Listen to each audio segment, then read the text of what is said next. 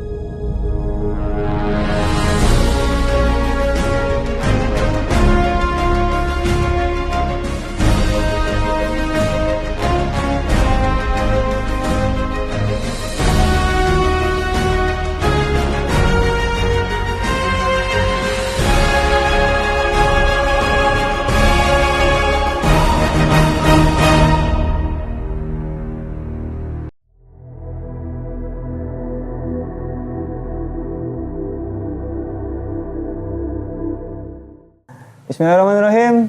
Assalamualaikum warahmatullahi wabarakatuh. Masih di channel Samawe Adventure. Masih dalam agendanya keliling Indonesia, tapi terjebak nih Mas. Terjebak di daerah istimewa Yogyakarta, belum bisa keluar, belum bisa masuk kemana-mana. Bahkan ke kota, dalam kota belum bisa masuk ya Mas. Karena banyak di portal-portal, tapi ada tulisannya situ Mas. Jalan ini sementara dialihkan. Dialihkan ke mana? Ya artinya bukan ditutup Mas. Oke. Hanya jalan itu yang ditutup, tapi ngalihin ke jalur yang lain. Itu bahasa halusnya sebenarnya. Gitu. Oke, sebelumnya terima kasih buat teman-teman yang terus support channel Samawe Adventure dan selalu mendukung kegiatan 30 Summit Expedition Samawe Adventure. Dan kali ini, wah, ada kehormatan nih. Rezeki lagi, kalau kata orang tua bilang rezeki itu, Mas Hadi juga tadi bilang, rezeki itu nggak cuma uang, tapi hubungan, pertemanan, hal yang baru itu juga rezeki. Jadi saya diperkenalkan atau dipertemukan oleh seorang teman, namanya Haidar Askolani, bukan. Apa Dar, nama lo Dar? Haidar Faras. Jadi sama Haidar Faras, Bang Awe di WhatsApp sama Haidar. Mau nggak ngobrol sama Mas Hadi? Mas Hadi apa? Mas Rahmat Hadi. Di share link Instagram Mas Rahmat, Mas Hadi kan. Awe manggilnya Mas Hadi aja ya. Cek, wah.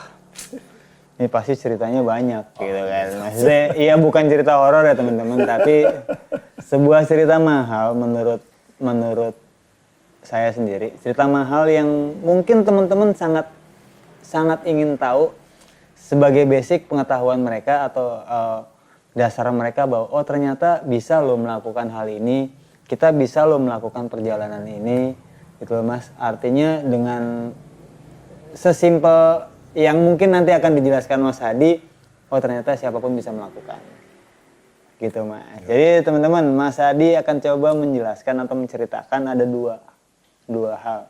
Yang pertama tentang bagaimana cara Mas Hadi traveling ke Everest Base Camp, tapi dengan biaya pribadi tanpa sponsor dan dengan biaya minim mungkin Mas ya. Dan tidak semahal yang kita bayangkan ternyata. Kalau tadi saya ngobrol sedikit. Sama satu cerita lagi, Mas Hadi sempat menjadi mendaki mungkin satu-satunya dari Indonesia saat itu Mas. Yang pada saat menjadi relawan. Sukarelawan ya? Iya. Sendiri. Jadi Mas Hadi adalah satu-satunya yang menjadi sukarelawan di Nepal pada saat Nepal kena bencana gempa bumi Mas kalau nggak salah. Kalau nggak salah ribuan jiwa juga ya, dan ratusan bangunan runtuh di Nepal dan Mas Hadi kebetulan di sana dan Mas Hadi menjadi relawan di sana. Pokoknya dengerin cerita komplitnya dari Mas Hadi langsung. Mas, sebelumnya monggo sok diperkenalkan siapa sih sosok Rahmat Hadi ini gitu. Oke, terima kasih Mas Awe. Yep. Assalamualaikum warahmatullahi wabarakatuh. Selamat datang loh di tempat yang sederhana ini, walaupun tadi saya katakan kita bertemunya di waktu yang kurang Tepat. karena kita lagi PPKM apalah. PPKM terlalu banyak darurat. Singkatan. PPKM Ya, darurat. but Ya. itu tidak menghalangi kita untuk bisa saling Silaturahmi ya. berbagi, saling ngobrol. Ya, saya juga baru dapat kabar dari Mas Nas beberapa hari yang lalu, dan ya seperti saya katakan tadi sebelum kita ngobrol di sini bahwa ya memang salah satu apa istilahnya misi visi yang saya emban untuk pindah ke Jogja adalah saya ingin lebih banyak berbagi. Ya, jadi siapapun yang memang memiliki apa istilahnya passion mungkin yang sama, terutama di bidang atau dalam hal gunung, saya akan berbagi dengan senang hati. Oke. Simply nama saya Rahmat Hadi. Saya biasa dipanggil Hadi. Dan saat ini saya sedang tinggal di Jogja sejak awal tahun 2020. Jadi sejak awal pandemi, setelah saya memutuskan untuk berhenti berkarir di dunia kantoran. Saya cukup lama kerja, Mas, 23 tahun. Dan Seusia saya. 23 tahun saya kerja kantor. Dan saya yang mungkin orang-orang yang memang memiliki jiwa petualangan, mungkin memang terkadang rasa jenuh itu datang. Dan saat itu datang, ya saya hanya mengatakan bahwa saya ingin sesuatu yang berbeda, saya ingin sesuatu yang baru. Iya. Kebetulan memang ada sedikit hal di tempat kerja yang terakhir, dan saya memutuskan untuk meninggalkan semuanya di Jakarta, kemudian saya pindah ke Jogja. Ya, saya punya alasan juga sih kenapa memilih Jogja, karena mungkin memang saya ingin berada di kota istimewa ini bersama dengan orang-orang istimewa. Yang kedua, saya juga ingin menggunakan tempat ini sebagai wadah untuk berbagi. Jogja kita kenal sebagai kota pelajar, dan memang saya punya passion di bidang gunung. Ini dikelilingi oleh gunung, ada Merapi, ada Merbabu, banyak sekali gunung dekat Jogja. Dan yang paling penting adalah saya ingin berbagi tentang dunia literasi. Dalam hal ini penulisan buku, plus untuk dunia pendakian. Wah. Jadi saat ini saya menjalankan usaha kecil banget, sebuah warung kopi kecil. Gede ini. Dan tetap nggak jauh-jauh mengambil konsep Mountain Book and Coffee. Namanya NEPA, sebenarnya berasal dari kata Nepal, kemudian kita ambil kata NEPA, Mountain Book and Coffee. Itu sih, Mas. Mantap. Posisinya di mana nih, Mas, tepatnya? Ini ada di daerah Pojok Tiasan Condong Catur. Oke. Saya juga ada alasan kenapa saya memilih daerah Condong Catur, karena tahun 1999 pertama kali saya menginjakkan kaki di Jogja, itu saya turun di terminal Condong Catur. Oke. Jadi balik ke sejarah awal menginjak Jogja ya. Condong Catur. Tapi Mas, saya sepakat. Kenapa memilih Jogja? Saya ada dua kalimat buat Jogja saat ini buat saya. Kalau untuk berbagi ataupun menimba ilmu, Jogja adalah tempat yang tepat menurutku. Ya. Ini menurut perspektifnya si setuju. Awe. Satu kalimat, satu daerah di Indonesia yang tidak pelit ilmu. Correct, setuju. Jogja. Setuju. Satu kalimat. Dan akhirnya insya Allah juga nih, insya Allah. Ya. Saya coba akan menetap di Jogja mulai bulan depan. Walaupun sekarang tinggal di Jogja tapi belum menetap. Tapi insya Allah bulan depan Amin. Awe stay di Jogja. Amin. Nah, akan ada tambah teman lagi kita. Yes. Satu hal lagi mungkin saya tambahkan, Mas, selain Jogja tidak pelit berbagi ilmu, bahwa yang selalu saya dapatkan mungkin di media atau dimanapun, bahwa Jogja itu tempatnya orang-orang kreatif. Betul. Ya kan, penuh dengan kreativitas, penuh dengan hasil karya, dan saya ingin menjadi bagian daripada mereka gitu sih. That's the reason kenapa aku memilih Jogja. Sepakat. Ya, jadi itu pembukaan sama Mas Hadi. Teman-teman udah semua tahu ya Mas Hadi itu siapa dan apa. Beliau juga menuliskan buku. Kalau kata Mas Hadi sih baru sedikit gitu kan. Baru tiga, tapi dalam waktu 3 tahun. Hitungannya kan 1 tahun 1 buku. Menurut gue itu sangat produktif, Mas. Saya tuh 15 tahun 1 buku belum jadi gitu. Jadi parah kan gitu kan. Nah, teman-teman bisa, nih kalau misalkan mau beli, Mas. Di mana sih, Mas? Kalau untuk saat ini memang kan ini buku dibuatnya secara independen atau indie, hanya ada di platform Tokopedia kalau secara online. Kalau offline teman-teman bisa dapatkan di sini di Nepa Mountain Book and Coffee, dan kemarin juga ada teman satu di Solo di Warung Pejalan, itu juga ada di sana. Oh, siap. Cuman memang saya agak selektif memilih karena memang harus sesuai dengan konteks dan konsepnya. Bahwa ini lebih bercerita tentang perjalanan terutama pendakian. Jadi saya memilih tempat-tempat yang memang related dengan pendakian. Siap. Jadi simpel deh buat teman-teman yang pengen banget baca, sebelum baca mending denger ceritanya langsung. Pada saat PPKM darurat sudah tidak ada, semua sudah aman ya Mas. Datang ke sini ke Condong Catur, ngopi, ngobrol langsung sama Mas Hadi. Kurang puas baca bukunya. Gitu. Oke Mas Hadi, saya pengen tahu dan teman-teman pengen tahu. Pada saat Mas Hadi memutuskan untuk melakukan perjalanan ke Everest Base Camp sendiri lagi kan, kira-kira apa sih Mas yang perlu dipersiapkan sebagai seorang pemula yang belum pernah ke sana atau belum pernah ke luar negeri, mungkin naik gunung ke luar negeri atau hanya sekedar ke Everest Base Camp-nya saja, ke Annapurna Base Camp-nya saja, bukan ke Everest Mountain lah. Tapi kan tetap itu butuh effort, butuh usaha, butuh perjuangan, butuh pengorbanan. Betul. Mas Hadi boleh ceritain nggak sih Mas proses? Awe bicara proses Mas, maksudnya Awe tidak bicara pencapaiannya apa sih Mas? Indah atau enggak sih enggak? Awe pengen tahu susahnya kayak apa sih Mas? Gitu. Ya mungkin sebelum ke arah sana sih Mas Awe, saya pengen ngasih sedikit flashback ya. Bahwa saya memang sejak kuliah, tadi kita ngomong, saya mulai naik gunung tahun 92. Ya, Mas Awe bilang baru masih pakai celana pendek. Warna biru. Betul. Nah itu 92 aku mulai naik gunung. Saat kuliah ya. Dan ada satu kejadian sih sebenarnya yang ini untold story, saya belum pernah ceritain ke banyak orang, bahwa dulu ada satu momen di mana pada saat teman-teman kuliah saya kuliahnya di Makassar, di Universitas Hasanuddin Makassar. Nah pernah ada satu momen di mana pas lagi libur panjang tuh teman-teman yang biasa naik gunung bareng tuh pengen naik gunung di Jawa. Waktu itu saya ingat banget mereka pengen ke Triple S. Sindoro Sumbing Slamet.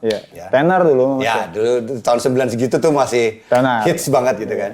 Terus S. saya diajak. Cuman saya katakan waktu itu, saya kalau musim libur kayak gini, itu saya nggak bisa kemana-mana karena saya harus pulang kampung ke Bone, itu 175 km sebelah timur Makassar, dan saya membantu ibu saya. Karena waktu itu mama saya punya warung nasi, warung kopi, dan kalau libur saya selalu pulang ke sana untuk ngebantu gitu loh, untuk jadi pelayan, jadi apapun. Cuman saya percaya omongan adalah doa. Ayolah, waktu itu ayolah di join sama kita. Gue bilang, ya nggak bisa bro. Mungkin suatu saat insya Allah kalau saya ada rezeki, jangankan gunung-gunung di Jawa, mungkin gunung-gunung di luar Indonesia juga saya bisa daki, ya bilang kayak gitu. Itu di tahun 92-an gitu. Dan itu yang selalu, ya mungkin ucapan adalah doa, itu benar. Mungkin walaupun saya tidak pernah bermimpi bahwa suatu saat saya benar-benar akan mendaki di luar Indonesia gitu kan. Tapi ya saya ucapin aja, namanya juga mahasiswa ya, idealismenya tinggi waktu itu. Dan itu yang sudah saya alami. Ya. Nah kalau berbicara tentang Himalaya atau Everest Base Camp, ini memang sebenarnya saya dapatkan pure dari mimpi. Jadi saya ceritakan di buku gimana satu malam saya bermimpi, saya seperti jalan di antara gunung-gunung putih, gunung-gunung bersalju, dan begitu saya bangun, saya terbangun loh, mimpi saya kayak gitu. Dan saya dalam hati saya mengatakan itu kayak di Himalaya sih, karena saya hanya ngelihat Himalaya, namanya saya orang kampung, nggak pernah. Mungkin pada saat saya kerja, saya memimpikan itu, saya udah beberapa kali keluar tapi nggak pernah ke gunung, belum pernah lihat salju. Cuman waktu itu saya bilang kan, ini mimpi, entah bunga tidur atau sebenarnya ini sign atau pertanda bahwa ya udahlah kamu udah bisa nih kalau mau cobain keluar. Karena pada saat saya bermimpi itu emang saya udah sering beberapa gunung lah, walaupun nggak banyak, gunung-gunung di Jawa, luar Jawa yang saya daki. Dan ya udah timbul keinginan pengen nyobain di luar. Dan kalau kita berbicara tentang gunung bagi anak-anak pendaki, kan pasti kiblatnya selalu ke Himalaya atau ke Everest ya, karena mungkin memang itu yang dikenal. Himalaya adalah kawasan pegunungan terluas di dunia, Everest gunung tertinggi di dunia juga ada di sana. Nah mulailah itu saya coba, walaupun jujur saya nggak ada pengalaman apapun di dunia gunung salju sih, cuman niatnya udah ada. Jadi kan kalau bilang ya di mana ada niat, keinginan kan situ pasti ada jalan. Ya mulailah tuh saya apa istilahnya browsing, saya surfing gimana sih kalau kita mau ke Himalaya, caranya seperti apa, persiapannya kayak apa, mulailah. Dan sesuatu hal yang kita lakukan berulang-ulang kan lama-kelamaan kayak jadi satu kebiasaan kan. Nah jadi saya nggak bisa tidur tuh kalau nggak nonton YouTube tuh, kayak nonton bendera-bendera kayak gini-gini. Saya nonton setiap malam sebelum tidur. Sampai akhirnya nggak, saya harus ke sana. Nah, begitu tercetus niat ingin ke sana, mulailah saya kira-kira biayanya berapa, terus apa yang harus dipersiapkan, dan ya begitu kita sudah istilahnya mencanangkan satu target, kita pasti akan fokus ke situ. Yap. Ya, kira-kira biayanya berapa, saya lihat tabungan ada berapa, oh kayaknya masih harus butuh sekian, nabungnya sekian. Nah, kalau tadi Mas Awe berbicara tentang proses dan effort, ya pastilah kalau kita punya satu keinginan yang ingin kita capai, kita harus berkorban. Ya. Nah, misalnya pada waktu itu ada beberapa pengeluaran-pengeluaran yang harus saya korbankan supaya nabung. Ya, untuk nabung ke arah situ. Karena memang saya tidak pernah keinginan untuk mencari sponsor atau di endorse, apalagi di tahun 2014 kan belum terlalu jamak lah ya namanya endorsement. Jadi saya lebih fokus gimana caranya supaya saya bisa mandiri, independen dan bisa ke sana.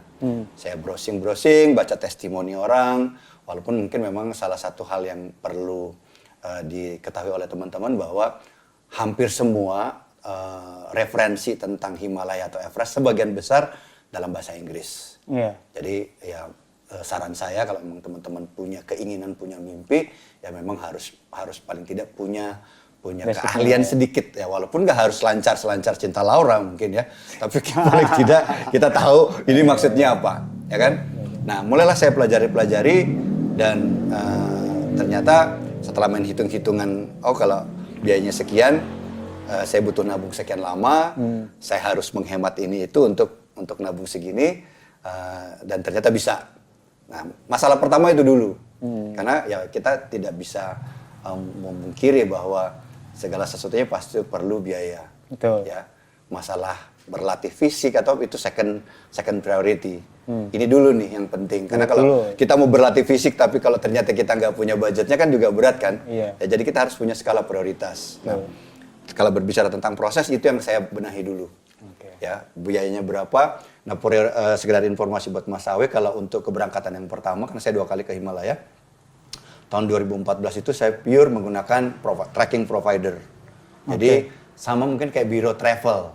Ya, biro travel. Nah, di Nepal tuh banyak sekali biro travel, baik yang dimiliki oleh orang Nepal maupun yang dimiliki orang luar. Banyak sekali kalau kita browsing di internet itu.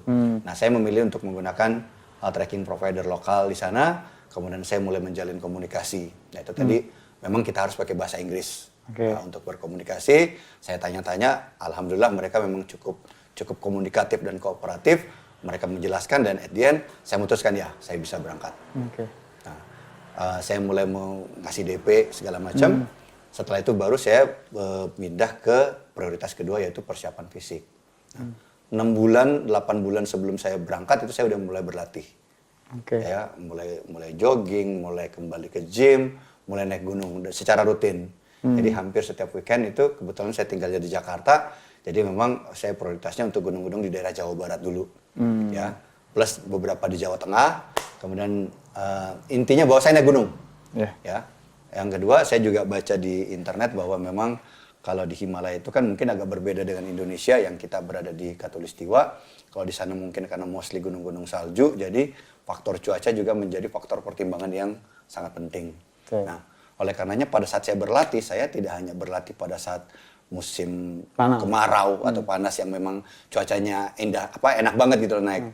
Even di saat musim hujan pun saya mencoba berlatih, tapi dengan pertimbangan gitu loh.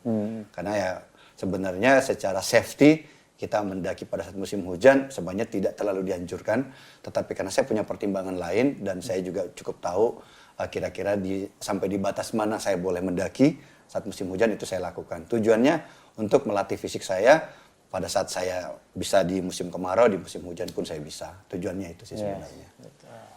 Nah, itu dari persiapan. Mas Hadi bilang tadi mempersiapkan satu prioritasnya adalah budget dulu.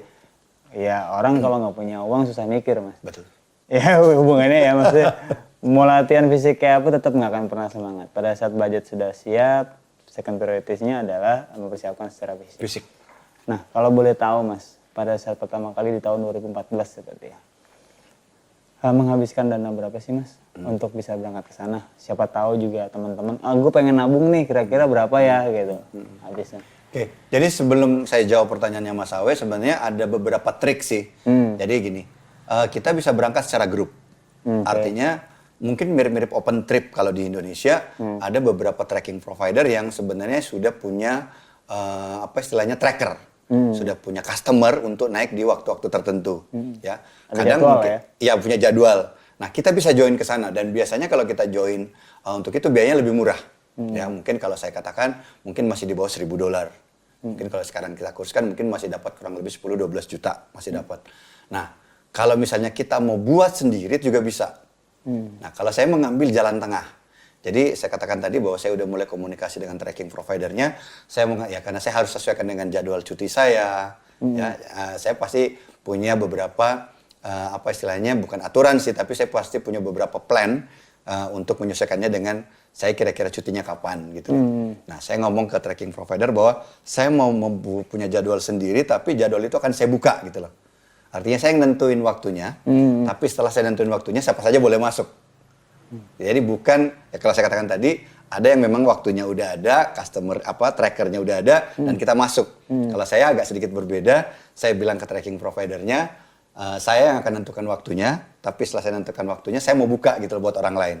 Tujuannya apa? Supaya saya bisa dapat lebih murah. Gitu loh. Nah, jadi kalau nggak salah waktu itu seperti saya sebutkan di buku, saya itu bayar kurang lebih $1.250. Mungkin 15-16 juta. Ya, untuk perjalanan selama 12 hari. Kenapa? Saya memilih tracking provider karena saya masih buta kan. Saya masih buta tentang Himalaya walaupun sebenarnya saya bisa baca ya, tapi apa yang ada di internet dengan dunia nyata kan bisa jadi berbeda. Nah, saya lebih aman ya mengambil yang memang pakai tracking provider. Ya, banyak hal sih, banyak pertimbangan. Baru pertama kali ke Gunung Salju, baru pertama kali ke Nepal, kemudian saya belum terlalu mengenal Medan, belum kenal Medan sama sekali. Itu yang membuat saya memilih untuk menggunakan tracking provider. Jadi menjawab pertanyaannya Mas, itu kurang lebih $1.200. $1.200 atau sekitar 15 juta saat itu. Itu sudah include semua Mas? Include tiket pesawat atau tidak? Itu belum. Itu belum tiket pesawat. Jadi itu termasuk kita di pick up di airport, nginap di hotel di Kathmandu 2 malam untuk aklimatisasi, terus biaya pesawat dari Kathmandu ke Lukla ke Himalaya, PP, sama akomodasi kita selama perjalanan. Cuman akomodasi itu ya dibatasi hanya untuk 3 kali makan, di luar itu kita mesti bayar sendiri. 3 kali makan sehari Mas? Sehari. 3 kali makan sehari. Di luar ngemil ya Mas? Di luar ngemil bayar sendiri. Mau ngopi-ngopi bayar sendiri. Pesawat telepon? Pesawat telepon sih nggak terlalu, nggak ada sih mungkin. Nggak butuh ya? Nggak betul kan mungkin hampir di set-top lodge itu kan ada wifi. Oh iya. Jadi kita bisa pakai wifi-nya, cuman ada beberapa yang berbayar. Ini Everest Base Camp itu kan? Everest Base Camp. Artinya jika Annapurna Base Camp pasti lebih murah ya Mas? Itu ceritanya berbeda sih sebenarnya. Nanti yang tadi ada hubungannya sama pas lagi gempa di Nepal. Oh mantap. Ya jadi buat teman-teman, kalau misalkan pengen ke Everest Base Camp, kemungkinan kurang lebih seperti itu. Untuk lebih detailnya lagi, referensi banyak banget. Di YouTube sekarang sudah banyak. Sudah banyak, bahkan perkiraan estimasi harga sudah banyak. Tapi artinya nggak cuman harga saja, nggak cuman rupiah saja. Artinya Mas Hadi bilang butuh persiapan fisik mungkin 8 bulan sebelum pendakian. Hal itu memang benar-benar dibutuhkan karena secara ketinggian, secara suhu udah sangat jauh berbeda dengan yang kita alami di Indonesia Mas ya. Jadi memang benar-benar prepare lah. Dan kenapa uang itu nomor satu? Karena kita di negara luar, negara asing. Pada saat kita kesusahan, kita minta tolong sama siapa? Sudah, mungkin nggak ada ya. Siapa tahu, ya syukur-syukur ada orang Indonesia mungkin. Tapi kalau nggak ada repot. Betul. Itu sih pertimbangannya kenapa saya memilih menggunakan tracking provider dulu di awal. Karena saya nggak punya siapa-siapa, saya nggak punya kenalan. Kalau ada apa-apa nauzubillah, siapa yang mesti kita hubungin kan kita nggak ada. Gitu sih Mas Awet. Nah itu proses untuk melakukan pendakian. Jadi segitu lamanya prosesnya. Jadi nggak seperti kalau kita mau naik Gunung Papandayan mungkin. Ya mesti hari ini kita pagi berangkat bisa langsung naik kan nggak gitu. Tapi tetap perlu persiapan loh, jangan salah. Iya, serendah-rendahnya gunung tetap gunung. Nggak bisa diremehin. Jadi jangan bilang ini Papandayan terus wow habis begadang naik, jangan juga gitu. Kita harus tetap cukup istirahat segala macam. Mas, terima kasih sudah share bagaimana proses untuk pendakian. Tapi saya lebih pengen ngulik ini nih Mas. Jadi di buku ketiganya Mas Hadi, ini buku ketiga ya Mas? Ya. Judulnya Himalaya 7,9 magnitudo. Pendakian Annapurna Base Camp di Bayang Gempa Nepal. Ya. Nah, jadi di sini saya baca sedikit. Jadi Mas Hadi tetap memutuskan untuk berangkat ke Nepal. Untuk melakukan pendakian. Waktu itu mau ke Annapurna berarti ya? Ya, mau ke Annapurna. Plannya ke Annapurna ya. Tetap melakukan perjalanan ke sana dan memutuskan untuk menjadi sukarelawan pada saat gempa Nepal. Ceritain Mas, ini masalahnya tahun 2015 berarti kan ya, artinya kalau nggak salah baca ya saya, ya ribuan orang yang meninggal Mas ya. Ribuan orang meninggal, ratusan rumah yang sudah ya hancur segala macam gitu kan. Pokoknya hampir lumpuh lah ya Nepal. Dan Mas Hadi adalah orang salah satu mungkin dan mungkin juga satu-satunya. Saya nggak tahu bilang satu-satunya, siapa tahu ya ada orang Indonesia yang kita nggak tahu atau Mas Hadi nggak tahu di sana. Tapi Mas Hadi adalah salah satu orang Indonesia yang menjadi sukarelawan di sana. Mas, monggo Mas ceritain gimana sih kok bisa rela jadi relawan atau sukarelawan di sana segala macam. Oke. Sebenarnya jadi sukarelawan itu sesuatu yang tidak saya rencanakan. Oke. Saya mungkin flashback sedikit lagi bahwa pada saat saya habis ke Everest Base Camp dan jujur saja bahwa saya sangat-sangat jatuh cinta ke Himalaya. Karena ya saya tidak mengatakan itu adalah tempat yang paling indah yang pernah saya datangin. Cuman menurut saya setiap tempat punya keindahan masing-masing. Cuman mungkin karena saya sangat excited gitu lah ya bahwa sesuatu yang tidak pernah saya bayangkan sebelumnya berada di kawasan pegunungan terluas di dunia, terus bisa lihat Everest langsung, kemudian saya sempat daki juga sih di sana, ada gunung kecil di depannya namanya Kalapatar 5.545. Saya berada di sana dan itu titik tertinggi di saat itu yang pernah saya daki. Ya itu benar-benar sesuatu pengalaman yang jujur ya saya kadang-kadang agak cengeng atau melo, ya nangis-nangis ya Mas. Nah, tapi abisnya Mas lucu bilangnya. Gunung kecil 5.500 gitu. Enggak, kalau dibandingin soalnya dia berada depannya Everest gitu loh. Jadi, itu kayak bukit aja sih buat kayak gundukan pasir. Soalnya depannya Everest gitu. Gitu. Nah, saya benar-benar apa ya saya mengatakan saya sangat jatuh cinta sama Nepal, sama Himalaya. Dan itu yang membuat saya mengatakan saya masih di sana. Saya mengatakan tahun depan saya akan balik lagi. Padahal saya masih belum pulang ke Kathmandu dan saya mengatakan saya akan balik ke tempat ini lagi tahun depan. Which is itu tahun 2015. Saya akan kemana nanti saya bilang. Pokoknya yang jelas saya akan balik lagi karena tempat itu indahnya luar biasa. Yang kedua memang saya seperti tidak percaya saya bisa berada di sana. Mohon maaf saya dari kampung, lihat salju nggak pernah, terus tiba-tiba berada di tengah-tengahnya bisa main-mainin salju itu sesuatu yang ya kalau istilahnya too good to be true gitu loh. Sangat sulit untuk dipercaya atau jadi kenyataan. Nah, dilalah mungkin lagi-lagi ucapan adalah doa.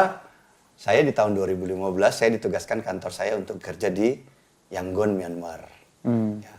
Dan saya melihat segala rute segala macam.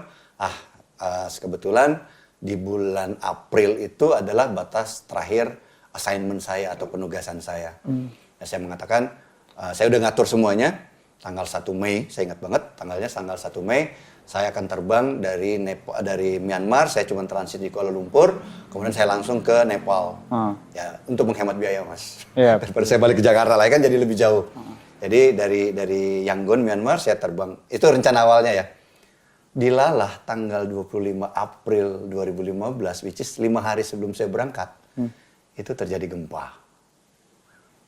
Secara tiket pesawat saya sudah siap, hotel saya sudah reservasi gitu. Memang cuma sampai ke level hotel aja karena saya udah mengatakan bahwa saya akan mencoba cara independen, tidak lagi melalui tracking provider seperti di tahun sebelumnya. Itu di rencana awal saya dan kalaupun saya butuh porter, saya akan nyari sendiri. Toh saya udah tahu, saya udah pernah ke Kathmandu, saya pernah ke Pokhara, minimal saya udah punya bayangan lah seperti apa Himalaya itu. That's the reason kenapa saya memutuskan untuk mencoba cara independen. Cuman gempa datang tanggal 25, which is 5 hari sebelum saya berangkat.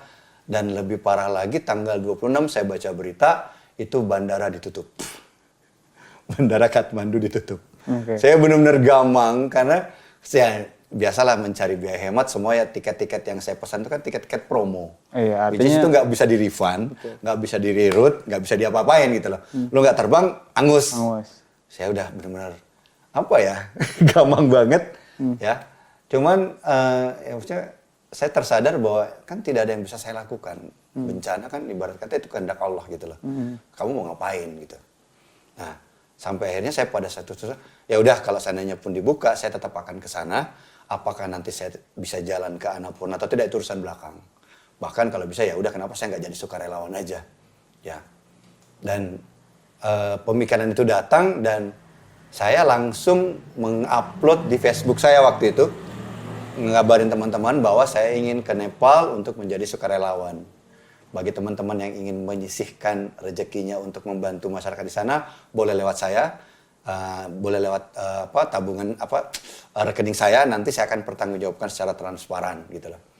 Mas boleh percaya boleh tidak. Dalam tempo 3 hari saya mengumpulkan uang 25 juta rupiah dari teman-teman di Indonesia.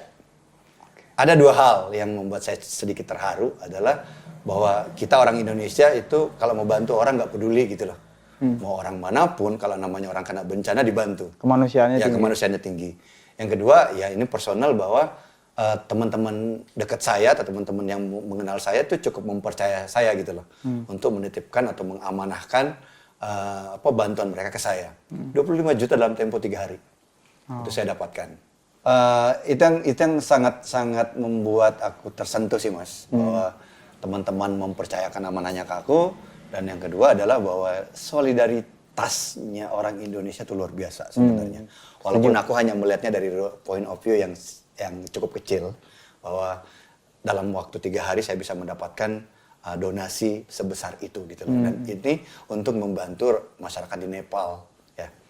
Nah, setelah itu terkumpul, niat saya semakin besar untuk ke sana. Dan singkat cerita, ya saya bisa terbang ke sana. Ya. Saya bahkan istilahnya pada saat perjalanan itu benar-benar kayak orang bingung. Kenapa? Karena saya di pesawat baru nyadar kalau ternyata karena kan baca di berita banyak banget bangunan yang runtuh kan gitu ya, banyak korban jiwa. Saya di pesawat baru nyadar kalau ternyata hotel yang sudah saya reservasi ikutan runtuh, saya mau nginep di mana gitu loh. Nah itu yang benar juga ya. Cuman kan balik lagi kalau memang kita seorang, ya saya nggak mengatakannya petualang, tapi seorang pejalan kan justru seninya di situ kan ya. Pada saat kita mau ke satu tempat, kita nggak tahu mau tidur di mana, itu yang menjadi seru, menjadi adrenalinnya kan. Kira-kira nanti saya tidur di mana ya kan gitu. Nah itu sempat saya alami. Ya cuman alhamdulillah begitu saya sampai di Kathmandu jam 11 malam, setengah 12 kalau nggak salah, itu bandara rame banget karena banyak sekali penerbangan luar untuk jadi sukarelawan di sana. Dan ya alhamdulillah saya masih bisa dapat taksi sampai ke hotel, dan hotel saya memang masih ada. Cuman kamar saya karena saya tibanya udah menjelang dini hari, kamar saya udah dikasih orang. Tapi itu mungkin nggak terlalu ini untuk dibahas. Singkat cerita, begitu saya pagi-pagi di lobi, saya kebetulan ketemu dengan petugas hotelnya dan saya mengatakan ini saya bawa sumbangan untuk masyarakat Nepal yang kena dampak.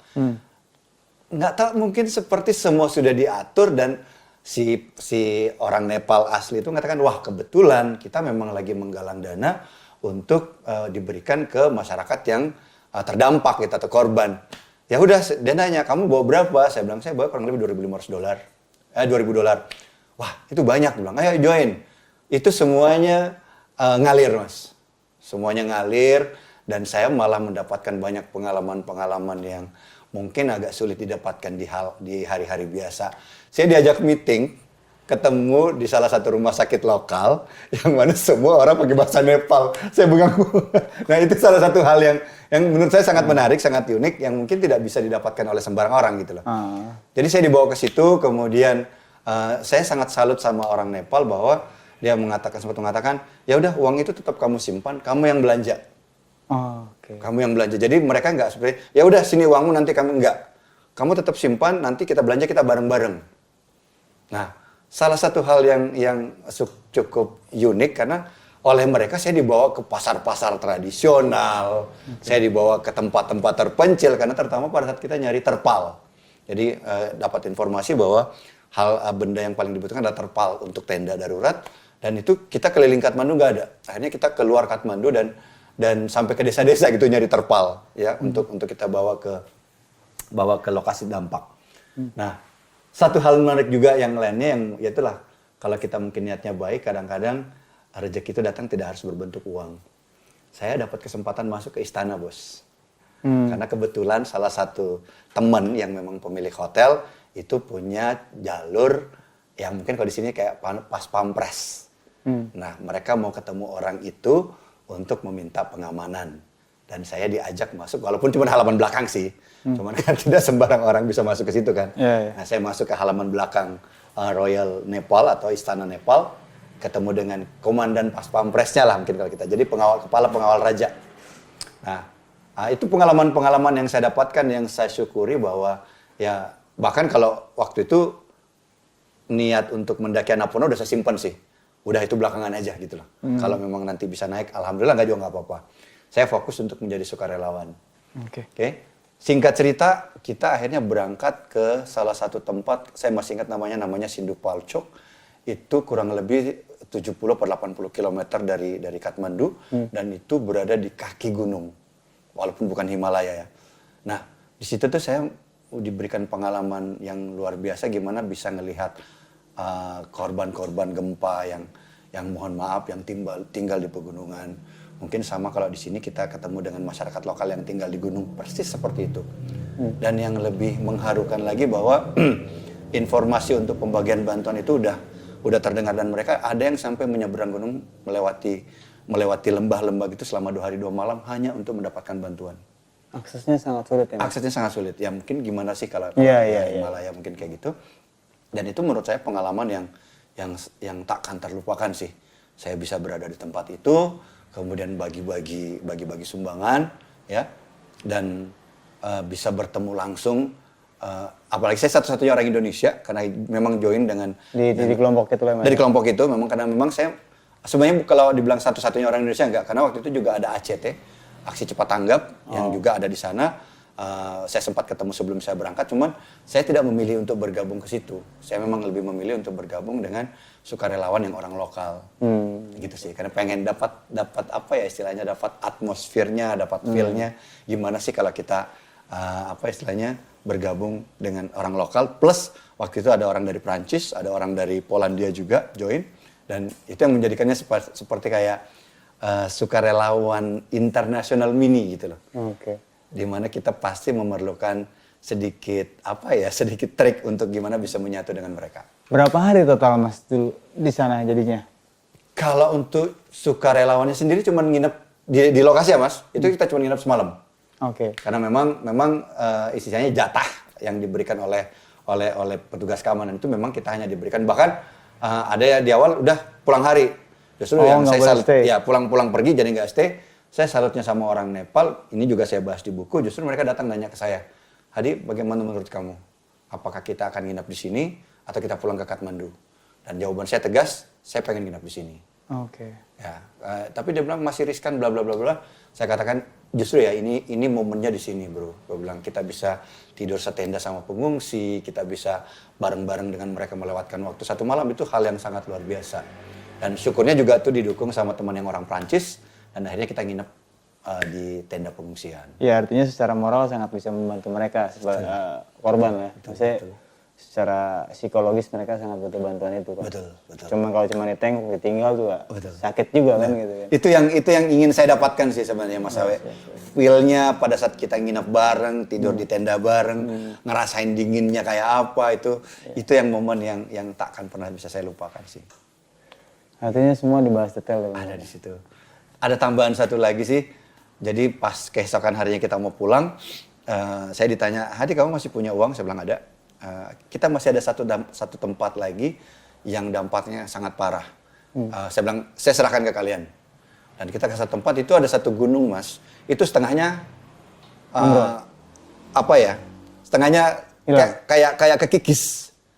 Dan itu jatuh ke sungai dan itu membentuk satu bendungan. Dan ini ironisnya lagi yang di sisi itulah tempat banyak masyarakat tinggal. Dan itu karena saking dalamnya itu tempat itu nggak dicari lagi. Jadi sebenarnya banyak korban yang tertimbun. Jadi masih banyak korban yang tidak diberitakan yang tertimbun di dalam tanah karena udah nggak mungkin itu kayak gunung dibelah. Dan itu saya dibawa ke sana ngelihat mereka dan itu yang saya bahas di sini tuh sangat touchy banget seorang nenek-nenek kemudian saya disuruh ngasih duit dan saya nggak bisa lihat mereka. Kayak gitu. Iya, artinya ya ternyata memang begitu ya, maksudnya kalau di kamp pengungsian bencana ya dibilang waktu kita 1-2 jam bersama mereka itu sangat manfaat sekali buat para korban, penyintas artinya. Secara psikis mereka sangat butuh kita. Pada saat kita pergi mereka sudah merasa nyaman, mereka bisa ngobrol sama kita, mereka bisa berbagi sama kita. Dan saat juga kita harus pergi, itu yang bikin ya di kita nyesek, di penyintas pun nyesek. Benar.